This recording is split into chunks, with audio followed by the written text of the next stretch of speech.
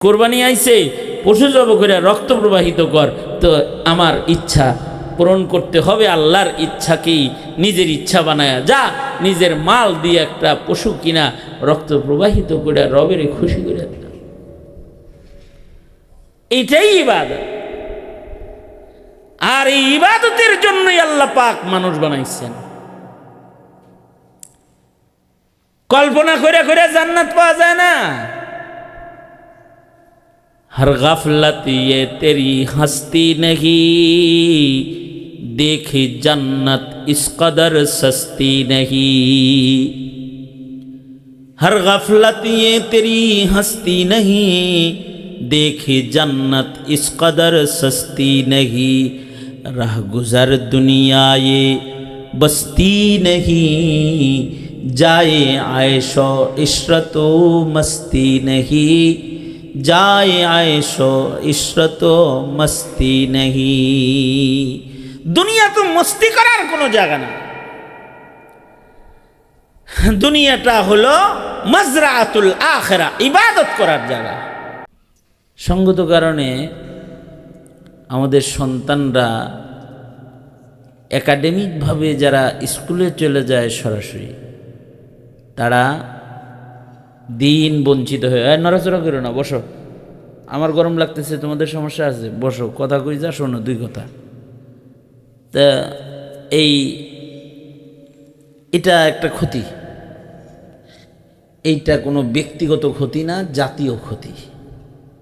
গোটা বাংলাদেশের মুসলমানদের প্রজন্মের ভবিষ্যৎকে তছনছ করে দিছে।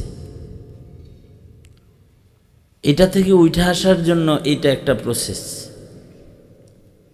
যে প্রাইভেট স্কুল যেমন প্রতিষ্ঠা হয়েছে ইংরেজদের অনুসরণ করে, ইংলিশ মিডিয়াম, এটা ইসলামিক মিডিয়াম স্কুল করতে হবে এখন, যেখানে ইংলিশও থাকবে, বাংলা অঙ্ক ইংরেজিও থাকবে, জাগতিক শিক্ষা থাকবে, কিন্তু এটা ইসলামিক শিক্ষার প্রাধান্য পাবে।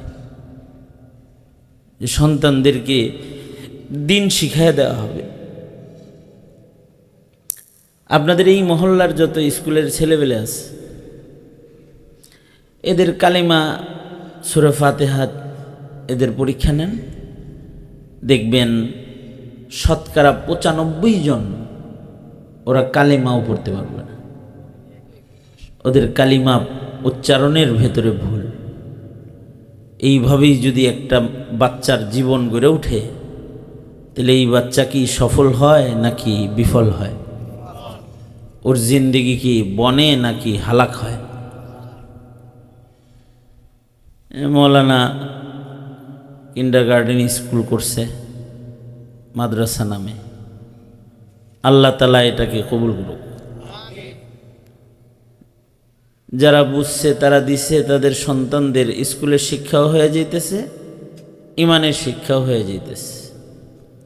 আমরা তো যেখানেই মাহফিলে যাই সেখানেই বলি যে আপনারা আপনাদের সন্তানদের জাগতিক শিক্ষায় শিক্ষিত করলেও ওদের দিন শিক্ষা যেটা ওদের উপরে ফরজ, এই ফরজ শিক্ষা নিশ্চিত করে তারপরে পড়ান। আল্লাহ তাআলা সহি বুঝ দান করুক। কারণ মানুষ আল্লাহ যে বানাইছেন এর একটা উদ্দেশ্য আছে না? সেই উদ্দেশ্য সফল করার জন্য দ্বীনি শিক্ষা লাগবে। যাদের দ্বীনি শিক্ষা হবে না, তাদের ওই উদ্দেশ্যটা সফল হবে না। মানুষরে আল্লাহ বানাইছেন, উদ্দেশ্য হইল, মাকসাদ হইল ইবাদত। মানব সৃষ্টির উদ্দেশ্য হইল বন্দিগি, ইবাদত বন্দিগি। যিনি বানাইছেন তিনি উদ্দেশ্য নিজেই বলে দিছেন, ওমা খালাকতুল জিন্না ওয়াল ইনসা ইল্লা লিয়াবুদুন। মানুষ এবং জিনকে আল্লাহ পাক ইবাদতের জন্য বানাইছেন, এটাই উদ্দেশ্য। লিয়াবুদুন এই লিয়াশিকুন, ইবাদতের মাধ্যমে মানুষ তাদের আল্লাহর ভালোবাসাকে প্রকাশ করবে। হাদিসে কুদসি আল্লাহ পাক বলেন, আল্লাহ চাইলেন যে আল্লাহরে কেউ ভালোবাসুক, আল্লাহকে কেউ মোহাব্বত করুক, তো আল্লাহ পাক মাখলুক বানাইলেন, মাখলুক আল্লাহরে মোহাব্বত করবে সবাই। এই কারণে পৃথিবীর যত সৃষ্টি আছে সবাই আল্লাহকে ভালোবাসে।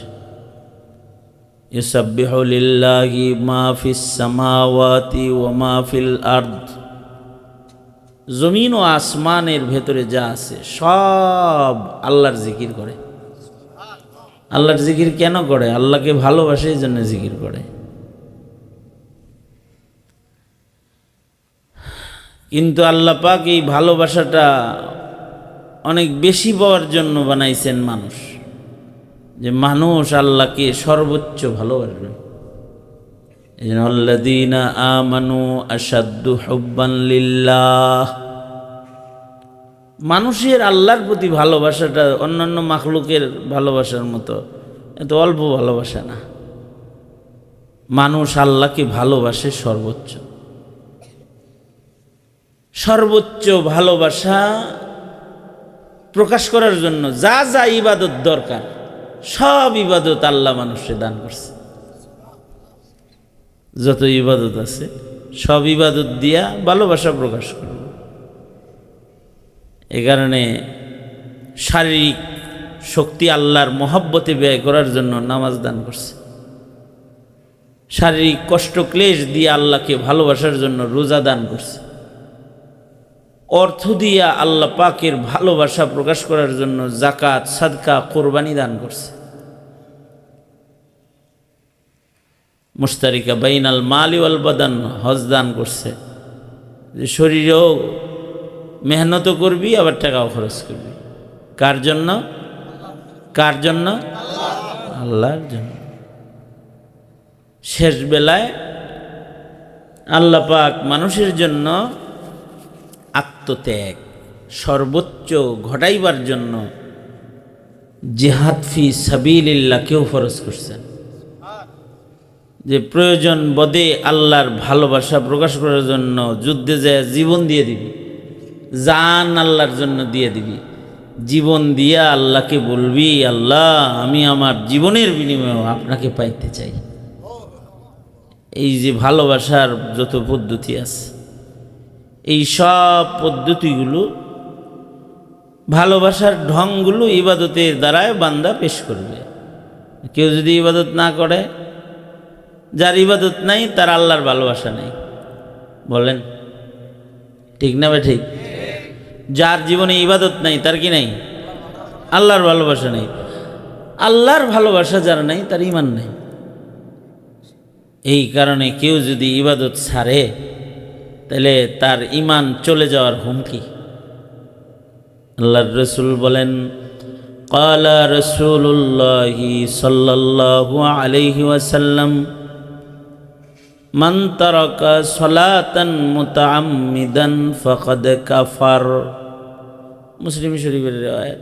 কেউ যদি ইচ্ছা করে আর নামাজ না পড়ে তাহলে সে কাফের হয়ে যায়, কুফরি করল সে। এই জন্যে ইমামে আহমদ বিন হাম্বল রহমতুল্লাহ আলাইহি বলেন, কেউ যদি ইচ্ছা করে এক ওয়াক্ত নামাজ না পড়ে তাহলে সে মুরতাদ, ওর ঈমান নেই।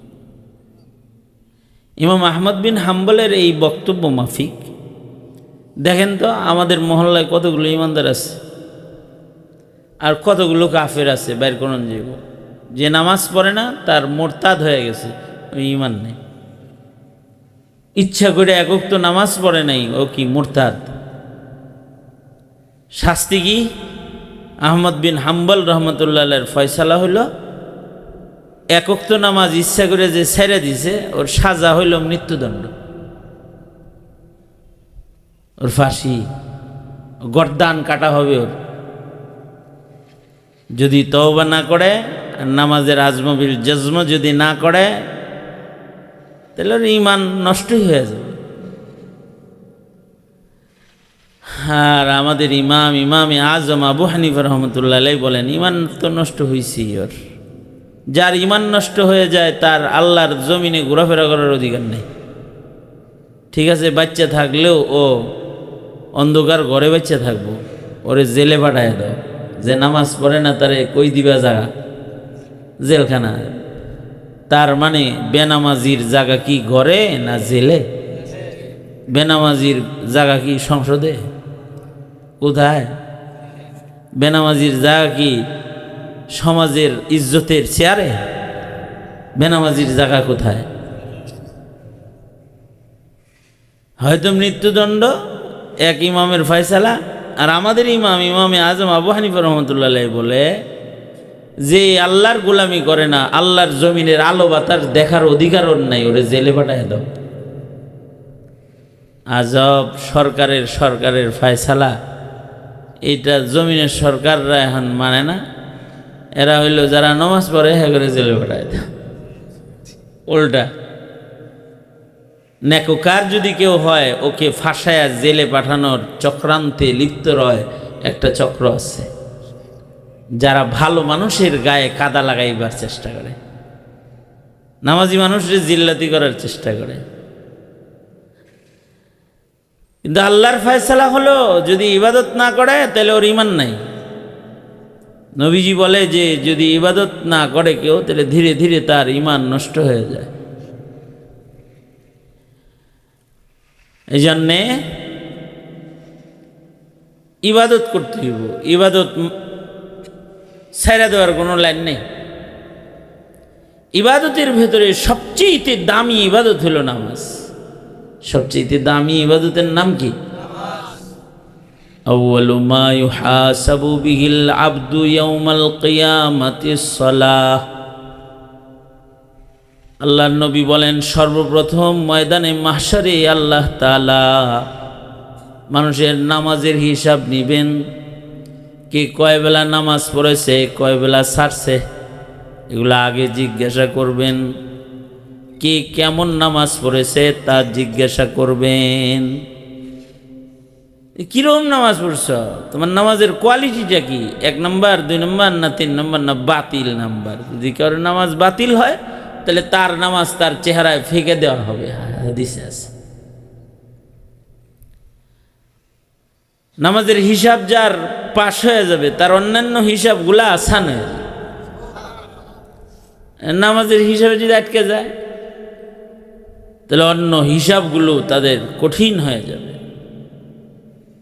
এ কারণে আল্লাহ তাআলা বলে সাবধান মুমিন, নামাজ হেফাজত করো। হাফিজু আলাস সালাওয়াত ওয়াস সালাতিল ওয়ুস্তা।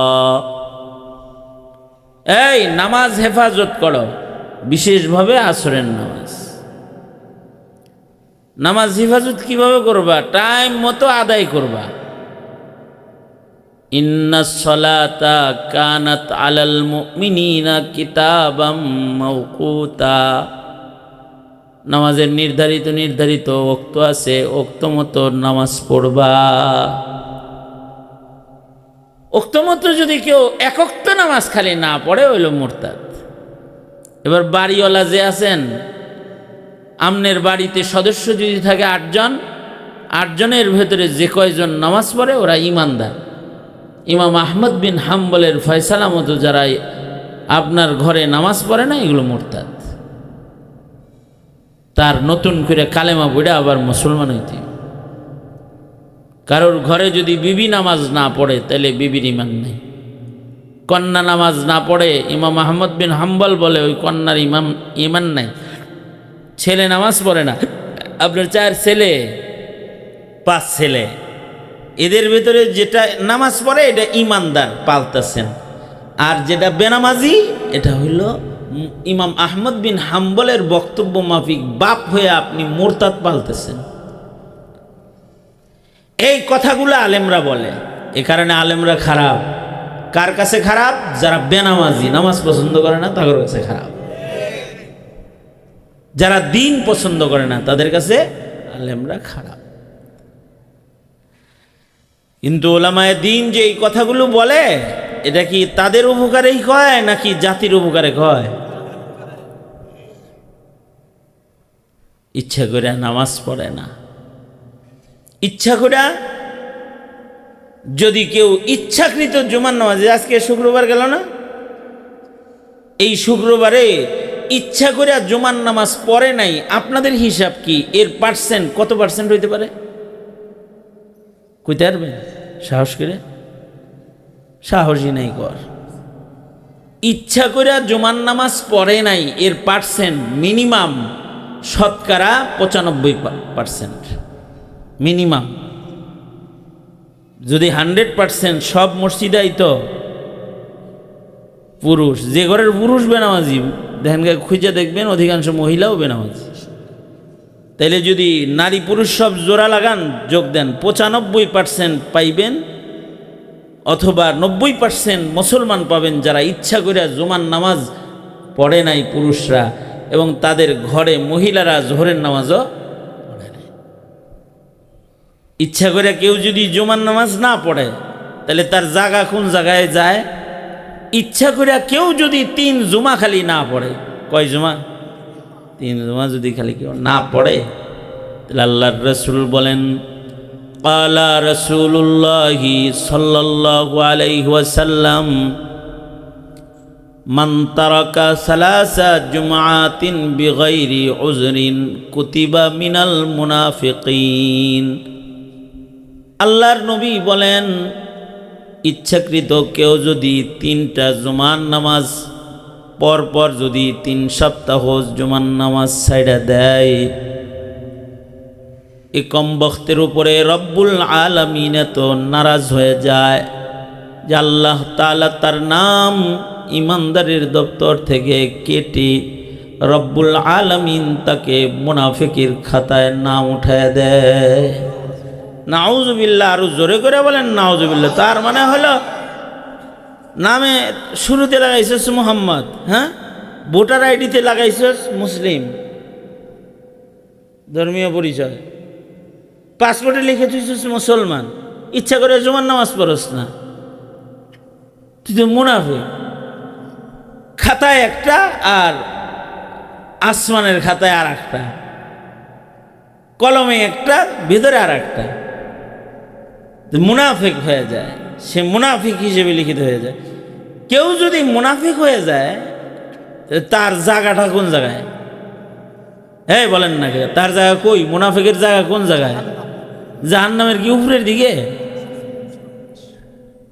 ইহুদ নাসারা মুশরিক এরা যে জায়গাগুলো থাকবে, যে স্তরগুলোতে মুরতাদ, এদের চাইতে অনেক বেশি নিকৃষ্ট হইল মুনাফিক। ইন্নাল মুনাফিকিনা ফিদ দারকিল আসফালি মিনান নার। মুনাফিকের জায়গা হলো দোজখের সবচেয়ে নিম্ন স্তরে। এখন আপনি হিসাব করেন, মৌলবীরা খালি ক্যালকুলেটর দিয়ে বসাই দিয়েন না, আপনি রাতে ক্যালকুলেটর নিয়ে বহেন যে তাইলে সমাজে মুনাফিকের সংখ্যা কত আছে, ইমানদারের সংখ্যা কত আছে। বেনামাজি না, এটির ইমান বেশি বড়। এটি কয় হ্যাঁ ভিতরে ঠিক আছে হুজুর, নামাজ পড়ি না, তাতে কি ভিতরে কি আছে? ঠিক আছে, ইমান আছে ভিতরে। ইবাদত ছাড়া ইমান ঠিক না। কত করা করি ইবাদতটা। কেউ যদি দাঁড়ায় নামাজ পড়তে অক্ষম হয়, তাহলে রব্বুল আলামিন বলে তুমি দাঁড়াইতে পারো না। তো নবীজি উম্মতকে শিখায়া দেয় যে আল্লাহ কইছে বয়ে পড়িস, তোর দাঁড়ানোর ক্ষমতা নাই তো ফাসাল্লি কাঈদান, বসে নামাজ পড়ার ক্ষমতাও তোর দেহে নাই। রসুল আরবি বলে ফাসাল্লি ইমান, শুয়া শুয়া রুগী ইশারা করে করে নামাজ আদায় করবা। তোমার সাথে তোমার রবের সাথে প্রেমের সম্পর্ক, তুমি প্রেম আর মোহাব্বত সহকারে ইশারা করে বসে বসে নামাজ পড়লেও রব্বুল আলামিন নেকি দিতে তোমাকে কম দিবে না। ঘরে ইশারা করে তুমি নামাজ পড়বে, কিন্তু রব্বুল আলামিন তোমাকে মসজিদের পয়লা কাতারে দাঁড়ায় নামাজ পড়ার সওয়াব দান করবে। এটা হলো বান্দার প্রতি রবের ভালোবাসা। বান্দাই খালি রবরে ভালোবাসে যে ভালোবাসা নামাজ পড়ছি, আল্লাহ না আমিও তোরে তো ভালোবাসি। তুই ইশারা করে পড়লি, কিন্তু আমি তোকে দাঁড়ায় পড়ার সব দিয়ে দিলাম। যারা দাঁড়ায় পড়ছে ওদের শক্তি আছে, ওদের শক্তি দিছি আমি। তুই দাঁড়াইতে পারস না, বইয়া পড়ছস অথবা শুয়া পড়ছস, তোরে অসুস্থ বানাইছিও আমি। সুতরাং অসুস্থ বদনে তুই দুর্বল অবস্থায়ও যে ইশারা করে করে পড়ছস, সব তোরে কম দিলাম না। দুর্বল যেহেতু আমি তোকে বানাইছি, তুই ইবাদত করে ভালোবাসা প্রকাশ করার কারণে আমার ভালোবাসাও প্রকাশ করলাম, পুরা সব তোরে দিয়ে দিলাম। ফুল সব পেয়ে গেলি। তো রবের প্রতি বান্দার মুহাব্বত ইবাদতের মাধ্যমে প্রকাশ পাবে, আর রব বান্দাকে পুরস্কার দিবে, এই ভালোবাসার প্রতিদান দান করবে জান্নাতের মাধ্যমে। আর এই ইবাদত করার জন্যই আল্লাহ পাক আমাদেরকে বানাইছেন। সুতরাং নামাজ কাজা করা যাবে, জোরে বলেন, নামাজ কাজা করা যাবে। অভিভাবক যারা আছেন, সন্তানদেরকে নামাজ পড়া শিখাইবেন। আগে আগে নামাজের তালিম দিতে হইব। বুড়া হয়ে যায়, ইউনিভার্সিটিতে পড়ে, অজু করা জানে না, গোসল করা জানে না, নির্লজ্জ বেহায়া। মুসলিম পরিচয়, চলো অজু গোসল জানো না, লজ্জা করে না, শরম করে না? শরম করা উচিত। মুসলিম হিসেবে অজুটা করতে পারো না, 2 রাকাত নামাজ পড়তে পারো না, তুমি যে তোমার বাহাদুরি দেখাও, তোমার হাঁক ডাক, তুমি মাস্তান, তুমি বড় নেতা, 2 রাকাত নামাজ পড়তে পারো না, মইরা লও না, নেতাগিরি ছুটাই দিব না আল্লাহ। সরকারের কাছে ধরা খাইবা তো এক সময়, ওই দিন তোমাকে ধরা হবে, শক্ত ধরা আল্লাহ পাক ধরবেন। তোরে এত কিছু করলি, আমার গোলামিটা করা শিখলি না কিনলে, সেদিন কোনো জবাব থাকবে না। আরে আকিল না হো গাফিল, তুঝে দুনিয়া সে জানা হি। अरे आकिल न हो गाफिल, तुझे दुनिया से जाना है। तुझे एक दिन ये मुँह अपनी रब को दिखाना है। तुझे एक दिन ये मुँह अपनी रब को दिखाना है। বুদ্ধিমান যারা, তাদের চিন্তা করা লাগে যে আমার তো মরণ লাগবো, কেউ পৃথিবীতে স্থায়ী না। অনেকে আছে এখানে তার বাপ মরে গেছে, অনেকে এখানে আছে তার মা মারা গেছে, আছেন না? বাপ মারা গেছে, কার কার হাত তোলেন? দেখেন, মা বাপ মারা গেছে এর সংখ্যা কম না, যা আছে অর্ধেকের বেশি। যে মা নাই, বাপ নাই, দাদা দাদি নাই, তো দেখা যাবে যে সবই প্রায়। দাদা দাদিও হারাই গেছে, ইল্লা মাশাআল্লাহ কিছু লোকের। নানা নানি চলে গেছে, জোরের ভাই কারোর চলে গেছে, বোন চলে গেছে। এই যে কাছের মানুষগুলা সব গেল, কি মনে হয় আপনি যাইবেন না? হ্যাঁ, আমি যাবো না? কথা কন না কেটে যাবো না? আপনার আমারও কিন্তু যাওয়া লাগবে, এই কথাটা মাথায় রাখতে হইব। আরে আকিল না হো গাফিল, তুঝে দুনিয়া সে জানা হি। अरे आकिल न हो गाफिल, तुझे दुनिया से जाना है। तुझे एक दिन ये मुँह अपनी रब को दिखाना है। तुझे एक दिन ये मुँह अपनी रब को दिखाना है। সবাইকে আদালতে কিবরিয়াতে হাজির হতে হবে, আর সেদিন তিনি আমাকে জিজ্ঞাসা করবে, আপনাকে জিজ্ঞাসা করবে, কি করছস? 5,000 টাকা বেতন পেতি, এই কারণে বসের হুকুম মানছ, সামান্য পয়সা উপার্জনের জন্য তুমি পরের বাড়ির মেথরের কাজ করেছ। আর আমি আহকামুল হাকিমিন তোমাকে এমন এমন নাজ নেয়ামত দিয়েছি বান্দা, যেগুলো টাকা পয়সা দিয়ে কিনা তুই পাইতি না। চোখ নষ্ট হয়ে গেলে পয়সা দিয়ে চোখ কিনা যায় না, অক্সিজেন বন্ধ হয়ে গেলে। টাকা থাকলে অক্সিজেন ভেতরে দেওয়া যায় না, বের করা যায় না। টাকা থাকলে কানের শক্তি অর্জন করা যায় না। টাকা থাকলে মানুষের হাত পার মালিক হয় না। এই যে সেহাত আফিয়াত সালামতির জিন্দেগি রব্বুল আলামিন আমাদের দান করেছেন, যা পয়সা দিয়ে জীবনে কোনোদিন পাওয়া যাবে না।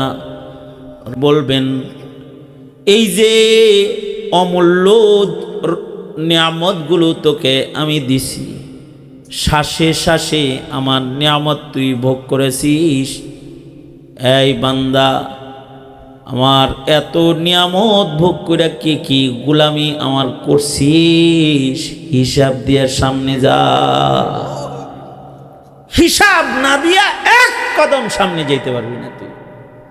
যদি বলে এই কথা, তো আপনার আমার কি হালত আছে তখন? আরে আকিল না হো গাফিল, अरे आकिल न हो गाफिल, तुझे दुनिया से जाना ही, तुझे एक दिन ये मुँह अपनी रब को दिखाना ही, तुझे एक दिन ये मुँह अपनी रब को दिखाना ही। प्रत्येक दिन বেশি না 5 মিনিট চোখ বন্ধ করবেন, কেবলমুখী বসবেন আর চিন্তা করবেন যে আমার পূর্বের মানুষগুলো যে অন্ধকার ঘরটায় দরজা জানালাবিহীন আলো বাতাসবিহীন যে ঘরে গেছে, যদি এখন আজরাইল এসে যায় আর আমার রূহটাকে যদি কবজ করে লয়, আমার পাশে বিবি থাকবে কিন্তু সে টের পাবে না যে আজরাইল আমার রূহ বের করতেছে। আমার ভাই আমার পাশে আছে, টের পাইব না যে আমারে কেউ ধরছে। আর আমার খাঁচার থেকে রূহটা টাইনা বাইর করে যখন নিয়ে যাইব, আমি আমার যা করি সব পরের হয়ে যাইব। 5 মিনিট কল্পনা করবেন খালি ডেইলি মুরাকাবা, সুন্নত আমল। নবীজি বলছেন ইয়াদে মৌত করো। চোখ বন্ধ করে কেউ যদি 5 মিনিট কল্পনা করে এই যে আমার দরজায় আজরাইল আসছে, কারণ আজরাইল কিন্তু নবীর দরজাও ছাড়ে নাই। সাইয়্যিদুল মুরসালিন নবীর দরজায় আজরাইল গেছে। দুনিয়ার বড় বড় পয়গম্বরদেরকেও আজরাইল কোনো খাতির করে নাই, সারা দুনিয়ার বাদশাহ সুলাইমানকে খাতির করে নাই। জলিলুল কদর পয়গম্বর ইনসো জিনের বাদশার রূহ কবজ করতে কিন্তু আজরাইল দেরি করে নাই, টান দিয়ে বাইর করে লয়ে গেছে। ওই আজরাইল বুঝি আমার দরজায় এখন দাঁড়াইছে, এখন আমার রূহটা বের করে নিয়ে গেল। নিথর দেহ আমার পড়ে রয়েছে, আমার নিজের গায়ের জামাটা আমার আপনজনরা খুইলা অন্য কাউকে দিয়ে দিছে। পকেটের টাকাগুলো বের করে আমার কাফন শেষ পোশাক খরিদ করা হয়েছে। আর আমার জন্য এমন একটা ঘর, এমন একটা জায়গা ইসরাফিলের বাঁশি পর্যন্ত থাকার জন্য রেডি হইতেছে, যার নাম হলো কবর। রসুল বলেছেন যে কবরের দরজা জানালা নাই, যে কবরটা অন্ধকার ঘর, যেখানে আলো ঢুকার জায়গা নাই, যে ঘরটা আগুনের ঘর, সাপ বিচ্ছুর ঘর, ওই ঘরের মাইয়িত বানানোর জন্য আমার গোসলের পানিটাও হাজির হয়ে গেছে। আমার সন্তানরা আমাকে কাঁধে করে কবরস্থানে নিয়ে যাইতেছে। নিজের কণা বাড়ি পরের হয়ে গেছে, বাঁশবাগানের ওই ছোট্ট কবর ঘর এখন আমার থাকার জায়গা হয়ে গেছে। আর আমাকে বসানো হয়েছে, দাফন করে সবাই চলে এসেছে। ফেরেশতারা আমাকে এবার জিজ্ঞাইতেছে তোমার রব কি, তোমার দিন কি, তোমার নবী কে? দুনিয়ার মাটিতে যদি রবের গোলামি না করি, মুখ দিয়ে রব কি বলতে পারব না। যদি নবীর ইত্তিবার না করি, আমার নবীকে, এটা আমি বলতে পারবো না। যদি আমি দিন না মানি, আমার ধর্ম ইসলাম, এই কথাটা আমার মুখ দিয়ে বাইর হবে না। যদি বাইর না হয় তাহলে কবরটা সাথে সাথে কিন্তু দোজকের খণ্ড হয়ে যাবে। নিজেকে নিজে বলা, এ নফস চিন্তা করো কই যাইবা, দোজকে যাইবা নাকি আল্লাহর জান্নাতে যাইবা? 5টা মিনিট খালি ডেলি নিজেরে খালি কেউ যদি জিগাই হবে, সে নামাজ কাজা করতে পারবে না, সে পরের উপরে জুলুম করতে পারবে না, কি ধোঁকাবাজি ছলছাতুরি করতে পারবে না, সে আল্লাহর দ্বীনকে বাদ দিয়া বদ্দীনীকে নিজের জিন্দেগি বানাইতে পারবে না।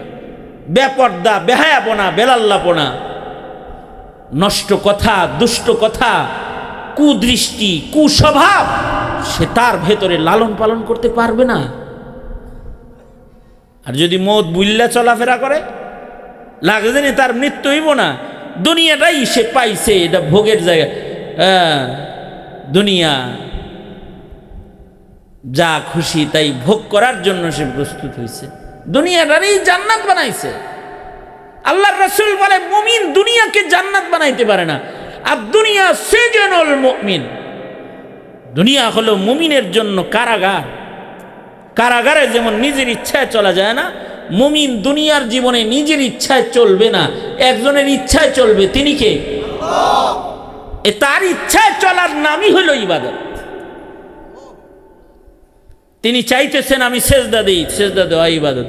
তিনি চাইতেছেন আমি না খায়া থাই, তো রোজা রাখা ইবাদত। তিনি চাইতেছেন আমার মাল বাইর করে আমি দিয়ে দিই, তো জাকাত দেওয়া ইবাদত। তিনি চাইতেছেন আমি কাবায় চলে যাই, তো ফরজ হয়ে গেছে হজ, কাবায় যাওয়া ইবাদত। তিনি চাইতেছেন কোরবানি আইছে, পশু জব করে রক্ত প্রবাহিত কর, তো আমার ইচ্ছা পূরণ করতে হবে। আল্লাহর ইচ্ছাকেই নিজের ইচ্ছা বানায়া যা, নিজের মাল দিয়ে একটা পশু কিনা রক্ত প্রবাহিত করে রবের খুশি করে দিল,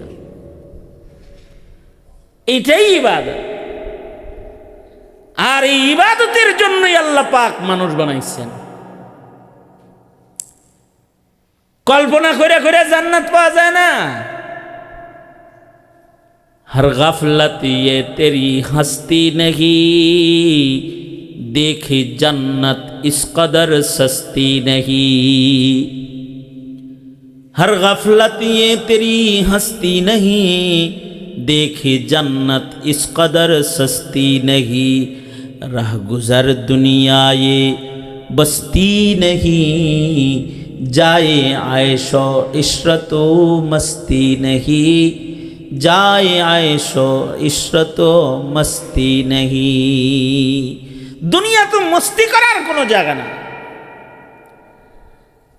दुनियाटा हलो मजरातुल आखिरा, इबादत करार जागा। সুতরাং নামাজ কাজা করা যাবে না, মিথ্যা বলা যাবে না, বেপরদা চলা যাবে না, হারাম খাওয়া যাবে না, জুলুম করা যাবে না। যে কাজ করলে আল্লাহ নারাজ ওটা করবো না, এইটাই ঈমান। সুতরাং নিজে যেমন এগুলো করবো না, আমার ঘরও এমন হইতে দিব না।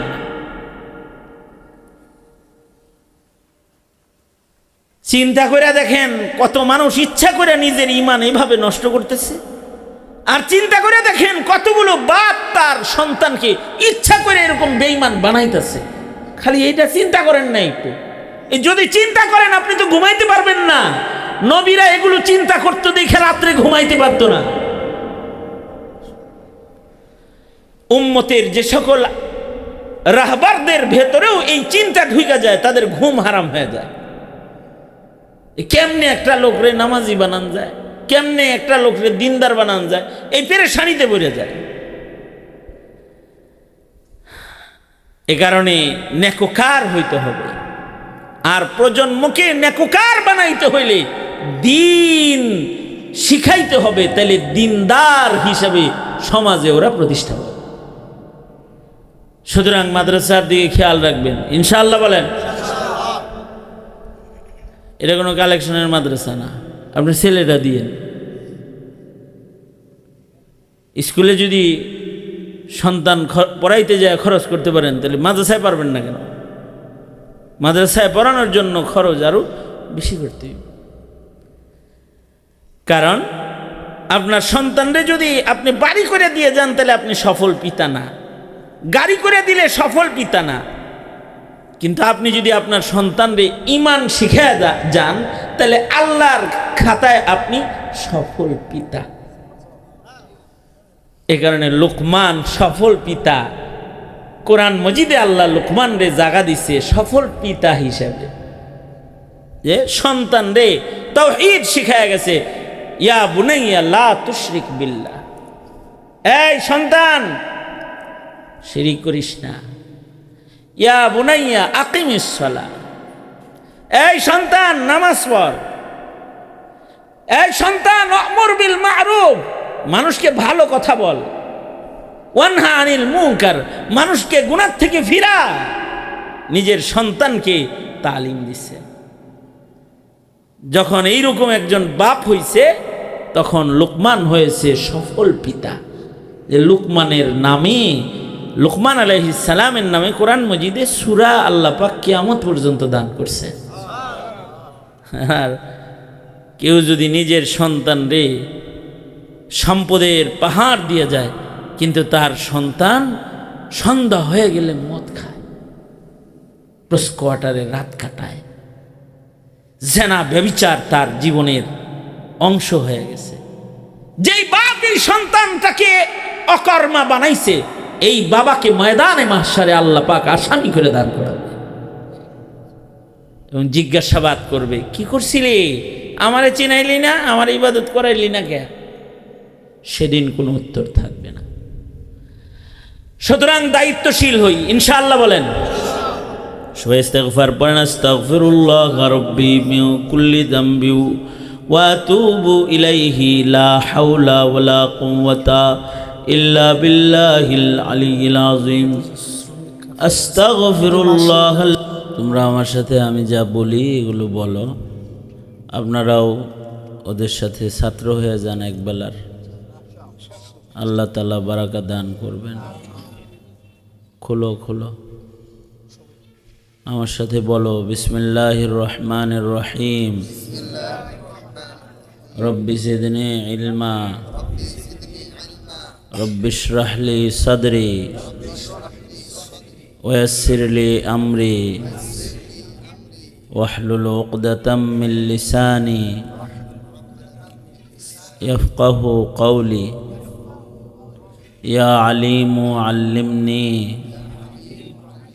ইয়া খবীরু আখবিরনি,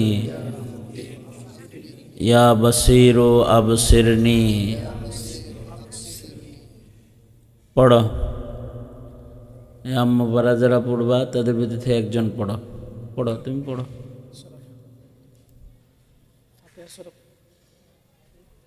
পড়ো, শুরু থেকে সূরা ফাতিহা পড়ো।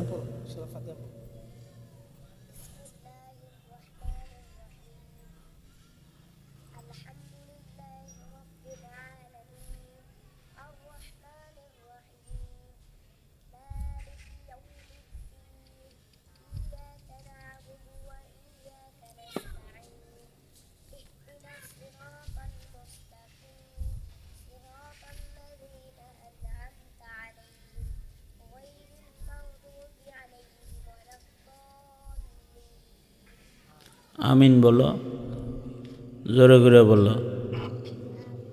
যখনই সূরা ফাতিহা পড়বা শেষে কি বলবা? আমিন। তুমি পড়ো। হ্যাঁ পড়ো। বিসমিল্লাহ।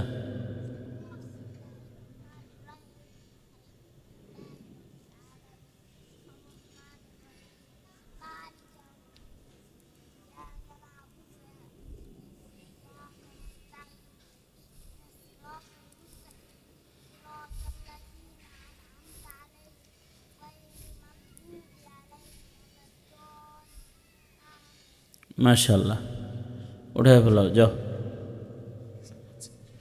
হ্যাঁ হ্যাঁ দিয়ে দে। হ্যাঁ তোমরা উঠো, যাও নিচে, মেয়েরা নিচে চলে যাও। আমাদের প্রথম সাময়িক পরীক্ষা কিছুদিন পূর্বে শেষ হয়েছিল। তো আমরা এই পরীক্ষার্থী যারা ছিলেন তাদের মধ্যে 1, 2, 3 যারা রেজাল্ট করছে তাদেরকে আমরা পুরস্কার নিয়ে তুলে যাও, দিচ্ছি। ওদের পুরস্কার আছে না? জি জি এই এই দাঁড়াও দাঁড়াও, হ্যাঁ দেন, পেলেতে নাম প্রথম ঘোষণা স্থান করো। অর্জন করেছে মোহাম্মদ হাফিজুর রহমান জিহাদ। আসো সামনে আসো। হাফিজুর রহমান জিহাদ। দ্বিতীয় স্থান অর্জন করেছে মোহাম্মদ আব্দুর রহমান। তৃতীয় স্থান অর্জন করেছে মোহাম্মদ রাইহান আহমদ।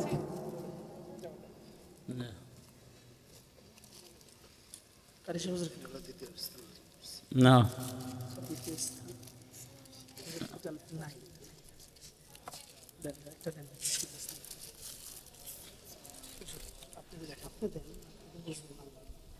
আলহামদুলিল্লাহ, নার্সারিতে প্রথম স্থান অর্জন করছে মোহাম্মদ আহমদ আব্দুল্লাহ।